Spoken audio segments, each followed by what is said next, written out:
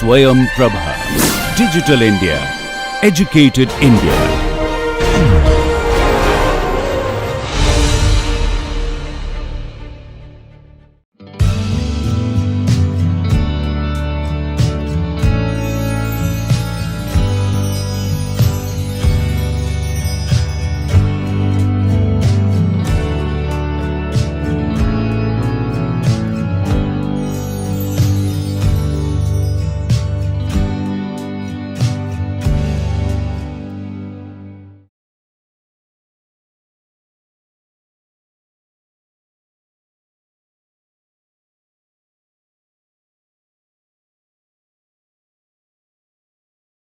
Hello all, welcome all participants to the first lecture of first module of engineering hydrology. In the previous lecture we have seen the detailed course structure, and in that we have observed that the entire course has been divided into 7 modules. Today we will start with the first module, that is the introductory module. So let us have the preliminary concepts in this lecture. What is meant by hydrology? As we all know, hydrology is the science that deals with the occurrence, distribution and circulation of water. Water is present in the earth, on the surface of the earth, beneath the earth and also above the surface of the earth, that is in the atmosphere, in different forms such as vapor, liquid and solid. So the occurrence, distribution and circulation of water and the study related to that is termed as hydrology. Water, the space where water is present is termed as hydrosphere. So what is hydrosphere? Hydrosphere is extending about 15 kilometers up into the atmosphere and 1 kilometer below the ground surface, that is into the lithosphere. So total 16 kilometer is termed as hydrosphere, 15 kilometers up into the atmosphere and 1 kilometer into the lithosphere. So within this sphere water is present in different states, that is in the vapor state, liquid state and also in solid state. Now let us start with the very basic concept of water cycle or hydrologic cycle. So we can understand different processes which are coming under hydrologic cycle.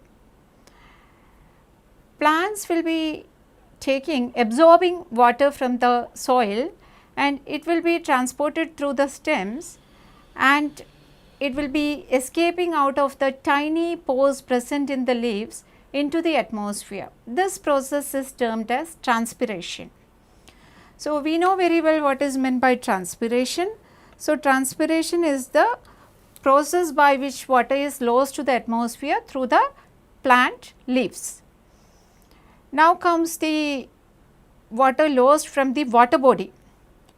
Heat energy will be absorbed by the water present in the water body and it will be converted into vapor form and it will be moving in the upward direction into the atmosphere and clouds will be formed. More and more evaporation will be taking place depending upon the day-to-day conditions, and more water vapor will be added into the atmosphere. After that what will happen? The condensation of the clouds will be taking place, that is the saturation of the air mass with the water vapor will be taking place. Or sometimes what will happen? The temperature will be coming down below the dew point temperature and then the condensation of these air masses or the clouds formed will be taking place, and as a result of that we will be getting the precipitation on the earth's surface. Precipitation can be of different forms. Here I have represented rainfall.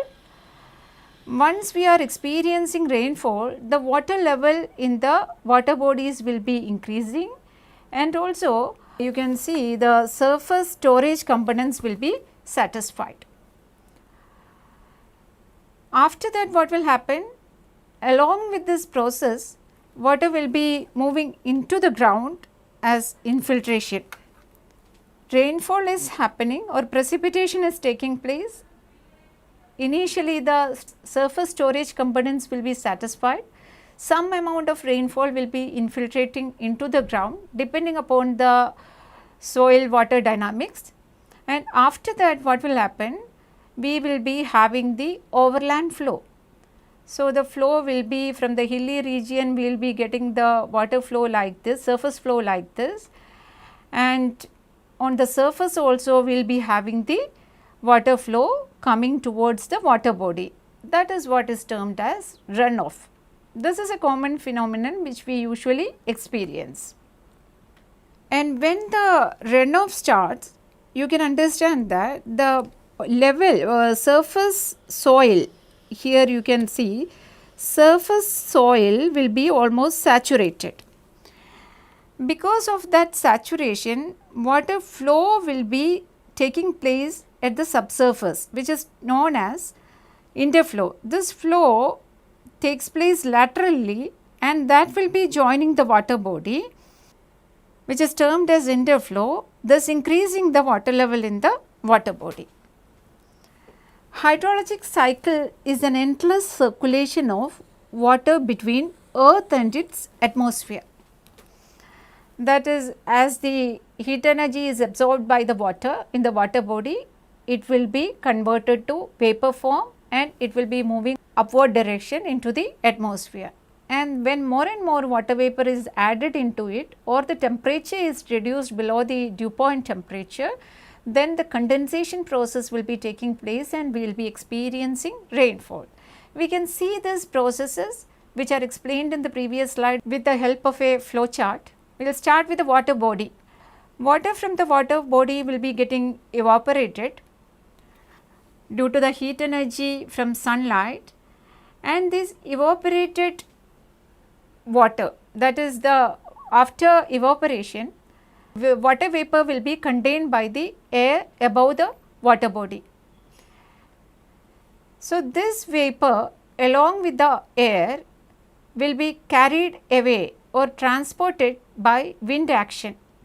It will be moving up because this moist air mass will be moving up and more water vapor is added into it, forming the clouds. When there is a change in temperature, when the temperature reduces to dew point temperature or the clouds become saturated with water vapor, condensation process will be taking place and we will be experiencing precipitation. From this precipitation, we will be having so many losses.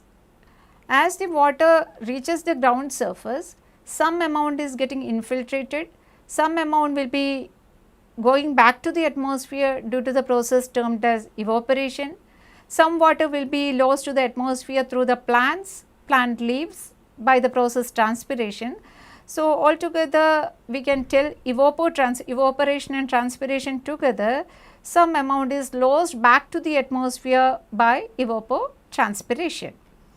Then remaining water will be flowing on the surface as runoff, and this runoff water will be collected in the channel and it will be moving towards the water body, joining the water body, and the evaporation process will be continuing. Now, coming to the runoff and precipitation, from this also some amount of water will be lost in the form of infiltration. Where this water will be going? This infiltrated water will be joining the subsurface water. Initially it will be penetrating inside the ground surface. Near the ground surface we are having the unsaturated zone, and if it penetrates again, moves in the downward direction, it will be meeting the groundwater table. So, generally we will be telling water will be infiltrated into the subsurface, and from this subsurface water also, due to the process of interflow or base flow. Interflow is the flow which we have seen with the help of previous figure. Soil surface will become saturated, and from the saturated region water flow will be taking place laterally depending on the slope of the area towards the water body. And at the same time, from the groundwater also some amount of water will be moving towards the water body such as rivers, etc. So, that flow is termed as base flow. So, due to the process termed as interflow and base flow, water will be again joining the water body. It will be transported, subsurface water will be transported towards the water body, and again due to heat energy, absorption of heat energy, evaporation process will be continuing. So, we do not know from where it is starting, but this is a cyclic process. Evaporation taking place, wind action will be transporting the moist air mass in the upward direction to the atmosphere, and as it becomes saturated, or the temperature reduction in temperature may lead to condensation, which will provide us rainwater or the precipitation, and from the precipitation we are getting the runoff, some amount of water lost due to evaporation, transpiration, and this process is continuously taking place. So, different processes are evaporation, condensation, evapotranspiration, precipitation, runoff, infiltration. So, out of these processes, that is evaporation, evapotranspiration, precipitation, runoff and infiltration, we will see in detail under the topic of hydrologic processes. So, this is the circulation, that is cyclic process or the endless circulation of water between the earth and the atmosphere, earth's surface, beneath the earth's surface and into the atmosphere. So, you can understand different transformation from one phase to another phase is taking place continuously. Now, we will move on to global water budget. Total quantity of water available on the earth is around, approximately it is 1.4 billion kilometer cube. Out of this 1.4 billion kilometer cube, around 96.5% of water is saline, which is present in oceans and seas, and remaining water, that is around 3.5% of water is present on the land surface, on the land, and within this 3.5% itself, 1% is saline, that is the water which we are having on the land is only 3.5%, and out of that 3.5% of water, 1% is again saline water and remaining 2.5% is fresh water. So, this 2.5% of fresh water is coming out to be 35 million kilometer cube, and out of this 35 million kilometer cube of water, 10.6 million kilometer cube is in liquid form and 24.4 million kilometer cube is in frozen form, such as ice in the polar region.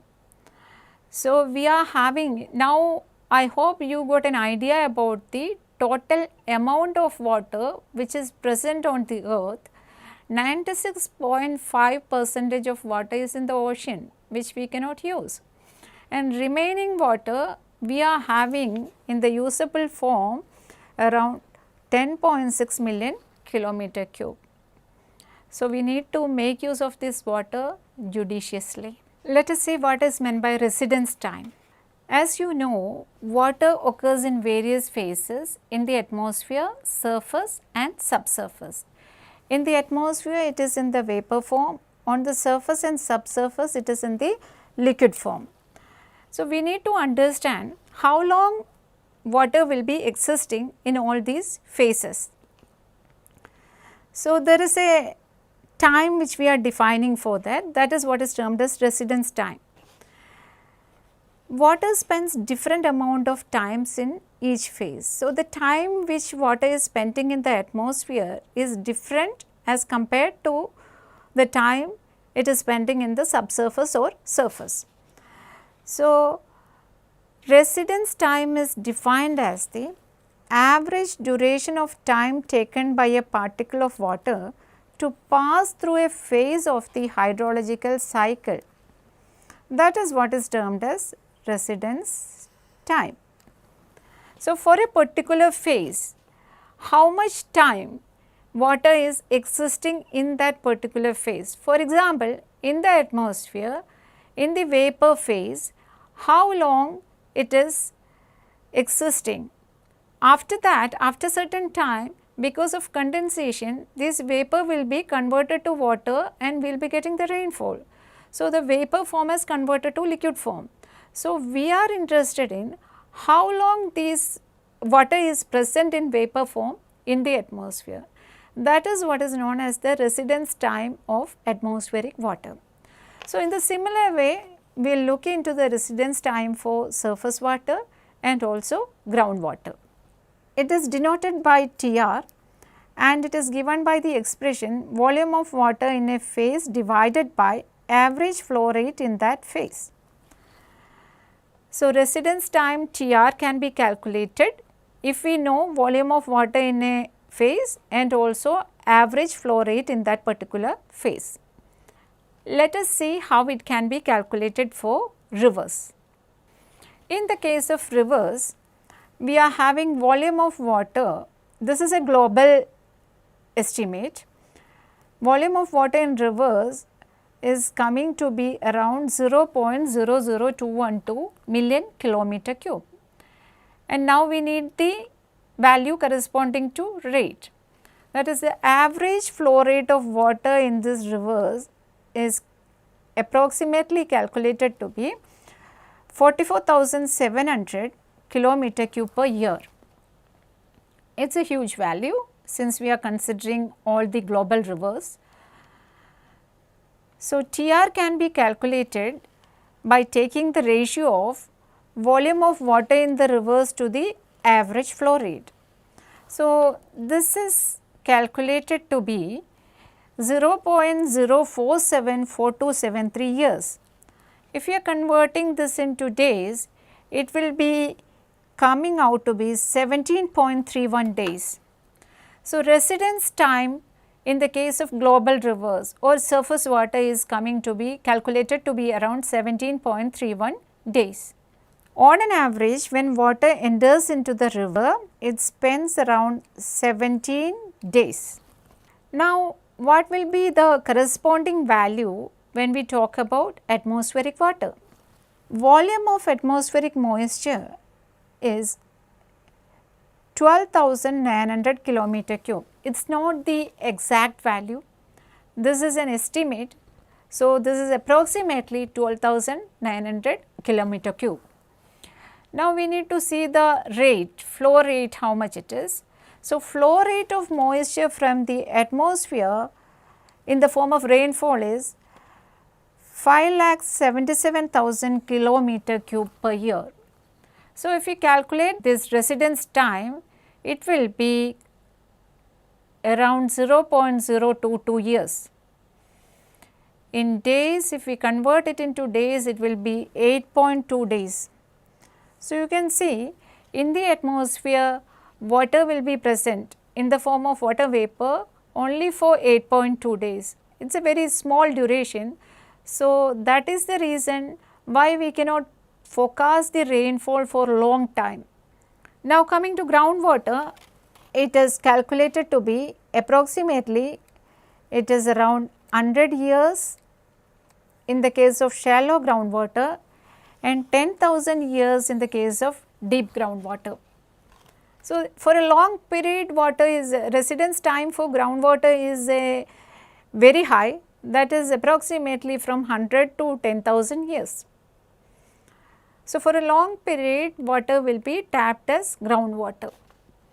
Now, we have seen starting from different hydrologic processes and we have got an approximate estimate of global water. We have seen in the global water budgeting and how long water will be present in a particular phase, that also we have seen. Now, for the analysis or assessment perspective, if we talk about all these processes, hydrologic processes, if we want to have the quantitative assessment of these processes, we need to have an area on which these water have been applied. So, we will look into that particular terminology, that is what is termed as catchment. What is a catchment? So, as I told you, for the quantitative assessment of different hydrological processes such as rainfall, evaporation, infiltration, runoff. Rainfall is precipitation, I am talking about as rainfall. So, all these processes we have seen under hydrologic cycle, and for getting a meaningful understanding of this should be acted on an area. So, what will be that area? That is what we are going to look into. That is the area with a well defined boundaries on which these are applied. Otherwise, how can we quantify this?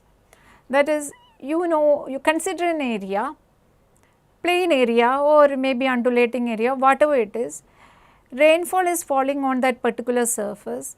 How can we quantify this much of flow has been occurred?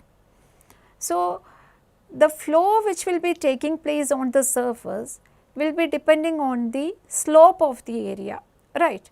From higher elevation to lower elevation, water flow will be taking place. So, the entire area, within the entire area, how much water will be there? How can we do this analysis? So, there should be an area contributing all this water which is falling on that particular area. So, we need to have a specific detail about that area with a specific boundary. That is what we are going to see under catchment. So, the elevation of a particular area can be obtained from the digital elevation model. In the course surveying, you might have studied the contour maps, you might have done the labs related to surveying and leveling related studies you might have done. From that you might have derived the elevations of the different points on the land surface, and based on that you might have plotted contour lines. So, digital elevation model is a 3D representation of the elevation data to depict that particular terrain. So, with the help of this digital elevation model, we will understand that particular drainage area with a possible well defined boundary. So, this is a digital elevation model which I have taken from this particular website, Earth Explorer website, and in this you can see, when you see this you can see some nerves type of features on the surface on this digital elevation map. So, these are representing the drainage lines within that, and if you check you can clearly draw a well defined boundary like this. While observing the digital elevation model itself, you can get an idea of a particular area with certain stream network and also well defined boundary. So, these things with eye observation I have marked on this particular digital elevation model, and now by making use of the software you can delineate or you can represent the stream network which are present in that particular area. So, as I have marked, we are having the well defined stream network here. So, by observing the digital elevation model itself, we can get some idea about this drainage network. So, that has been plotted by making use of the software. So, these are the different drainage network or stream network present within this area. And after that you can understand, depending on the slope of the area, water will be flowing from higher slope to lower slope or higher altitude to lower altitude. So, that way we can identify a point where all this water will be collected. So, that particular point, that is from within this area, if I am plotting again, the water will be draining through this stream network all the water from this area will be collected within the collected by these drains, and all this water will be collected at this particular point. So, the entire area coming within this will be contributing water towards this single outlet point. And towards this side, again if you look at this side, you can draw another drainage basin or drainage area which will be contributing towards this side.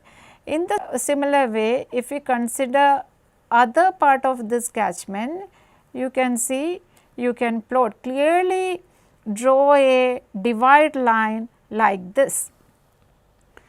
So, when you look into the digital elevation model or the contour map, you can clearly understand in which direction flow will be taking place. So, from this area, the water, entire rainfall which is falling over, there will be falling within this area.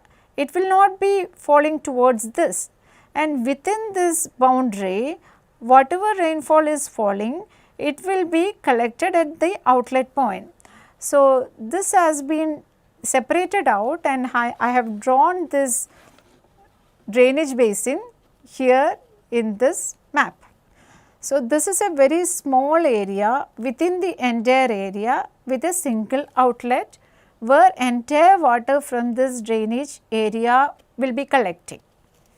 So, this is the drainage area, and that I have depicted here again. And now, if we are taking separately, this particular area is termed as catchment. Watershed, catchment, basin, different terminologies are there. So, this area we are separated out from the entire part of the digital elevation map by identifying the outlet point and stream network. So, one by one we will look into the parts. This stream network will be having main streams and tributaries connecting to it. So, this is the main stream as far as this catchment is concerned. Within that, again we can go for dividing smaller drainage areas depending on the stream network. Here you can see small networks are there. You can see here and here, it is connecting in this way. All the drainage lines are not marked here. So, in this way, if we are considering some outlet here, this particular area may be contributing to this outlet point. So, this drainage area can be again divided into smaller areas. So, that way we can have sub areas within a main drainage area. So, this is the main stream, and when we look at this boundaries, that is what is known as the watershed divide line. And coming to the outlet point, we have identified where the water from this entire area will be collected. Entire water will be draining off to a particular point depending on the slope. That point is termed as the outlet point. So, this area is nothing but our catchment. How can it be defined? A catchment is an area of land that drains all the streams and rainfall to a common outlet point. This area is termed as the catchment. So, again I am repeating, catchment is an area of land that is draining entire water within that to an outlet point. This outlet point can be a water body or stream, pond, lake or anything. Any of that type of feature can be an outlet point. Now, when we talk about catchment, different classifications are there. You might have heard the terms catchment, watershed, basin, all these are synonyms. So, how can we understand whether this is a catchment or watershed or a basin? Depending on the area of the drainage area, we will be classifying it into different categories. based on area, if the area is less than 250 kilometers square, we will be calling it as a small watershed, and if the area is between 250 to 2500, it is medium watershed, and then the area is greater than 2500 kilometers square, it is termed as large watershed. So, this is the general classification of watershed: small, medium, large. And again, in some of the books, or commonly we will be making use of terms such as sub-watershed, watershed. Sub-watershed, I have already shown you, when a catchment is delineated, within that itself we could identify small watershed. So, that is the sub-watershed. If the area is slightly more, it will be termed as catchment and sub-catchment. Then comes the sub-basin and basin. So, in the case of rivers and all, we will be telling river basin. So, these are the classification for different, within different textbooks, different area criteria have been given for this classification of watershed, catchment and basin. But generally we will be using it as synonyms. Now, coming to the water budget, we have seen the global water budgeting. Now, if this global water budgeting, the principle same thing can be applied to small entity, hydrological entity. So, this can be done by using the water balance equation, that is also termed as the continuity equation. So, what is it? It can be in the case of a particular catchment. This equation can be utilized for getting an idea about the estimate of the quantity of water. So, it can be applied to any phase of hydrological cycle. There is no mandatory rule that it can be applied to liquid phase or vapor phase, nothing like that. This is a general equation which can be applied to any of the phases. The general expression is given by I minus O is delta S. What is I? I is the inflow volume into the catchment within a particular time duration is considered as I. O is the outflow volume in the catchment during that same time period delta T. And consider a catchment or drainage area, whenever some water is falling on that, some inflow is there, some outflow is there, some amount of water will be stored within that particular area. It will not be flowing as runoff. So, some water which is stored within that particular area is termed as the storage. So, when some rainfall is occurring, there will be changes taking place regarding the water stored within the catchment. So, that is represented by delta S, that is change in storage in the catchment during the same time duration delta T. And this delta T depends on the analysis. If we are going to find out the estimate for a day, that delta T will be a day. If it is on the weekly basis, it will be a week, and if it is on a monthly basis or on a yearly basis, that delta T will be changing. But only one condition is that all these terms, that is inflow, outflow and change in storage, all quantities should be measured during that time interval delta T. So, this can be applied to a small lake, it can be applied to a wetland, it can be applied to a big catchment. So, anywhere you can apply this equation. Reservoir, dam, in the case of groundwater, whatever be the entity which you are considering, you can apply this water balance equation. Now, let us see how can it be applied to a catchment.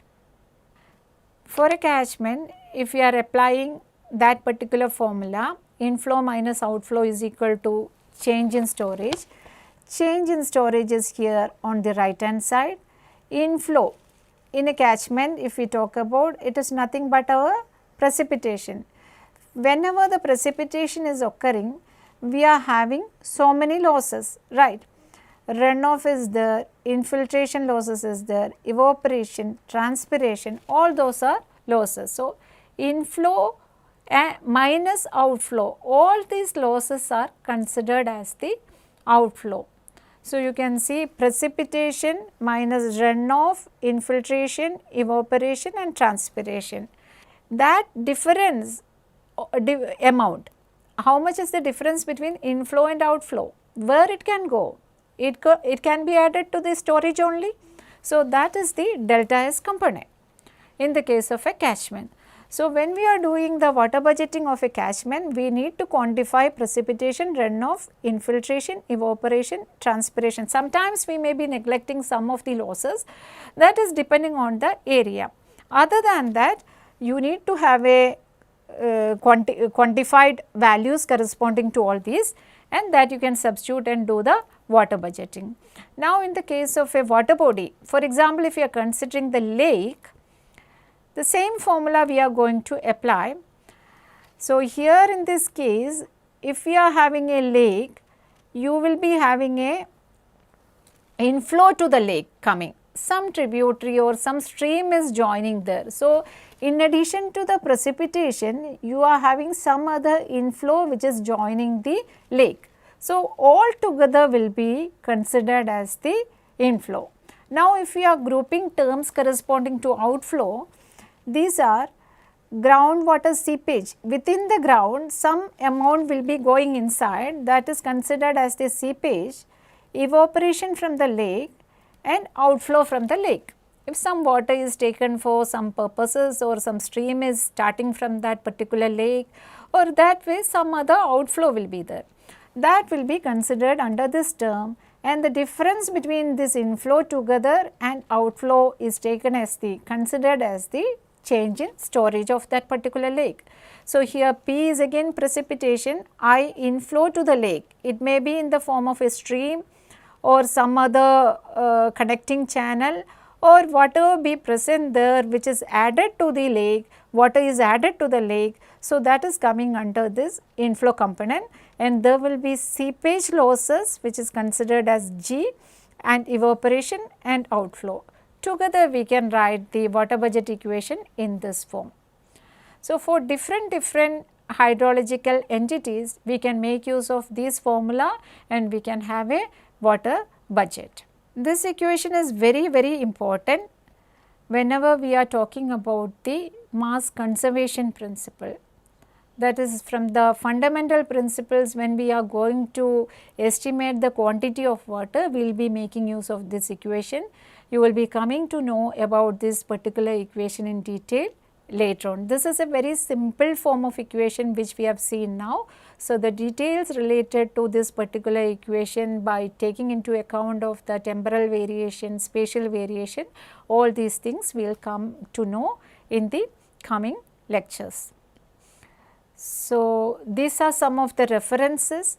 So, in order to summarize this lecture, we have started with the hydrologic cycle, different hydrologic processes we have seen, and after that we have come to the global water budgeting and how much is the total amount of water existing on the earth we have seen, and then we have seen the residence time, how long water will be present in a particular phase, how much is the time spent by the water particle either in vapor form, liquid form, on the surface of ground or within the ground surface.